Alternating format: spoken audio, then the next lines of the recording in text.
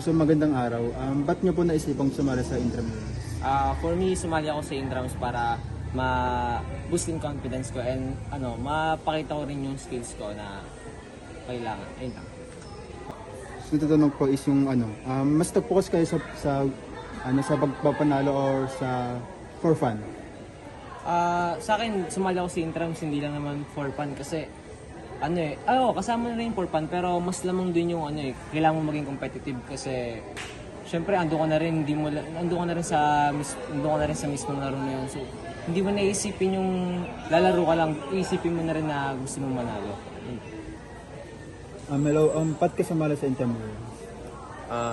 Sumali ako dito sa Intramurals kasi like, syempre mahilig ako sa sports and gusto ko rin ipakita yung kaya ko ipakita paglalaro ng sports and also kung ano yung kaya ko ibigay sa team namin.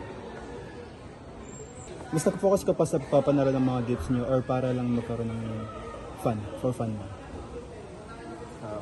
Syempre para sa akin, I do both ways. Syempre, kailangan maglaro tayo with fun and also para manalo. Kasi yun naman yung point ng pagsali natin sa Intrams.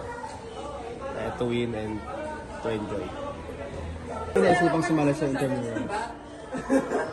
It's not like I didn't have a choice. Kasi sa department natin, we're looking for players talaga and I had to put myself there, to be there. So, yeah, it's not much of a choice. Sunod na question po is, mas nag-focus po ba kayo sa pagpapanalo ng games niyo or to have fun? I would say both. We're maintaining on winning, but of course, aside from winning is, along with it, is that meron kaming fun. But what do I have to say is, during our play, parang we cherish those moments and upon sharing it, is nag-enjoy na rin kami. Next question po is, may mga time po pa na pinili niyo po maging patas kahit matatalo na kayo? In a game, you should be fair talaga. Kahit matatalo o mananalo. Kahit matatalo na po?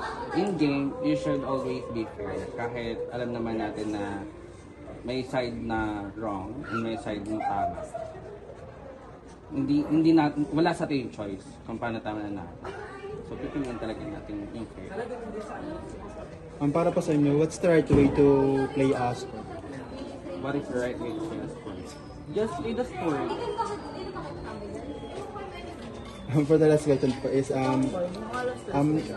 parang may mga chance po pa na parang gusto niyo na pong mag-cheat sa mga laro o parang mag-break ng mga rules po? During our play naman, since there is a referee, although we wanted to, kasi nag-ano na kami, hindi na parang naghahabol na kami ng score. We wanted to cheat, but there are certain times na hindi pwede.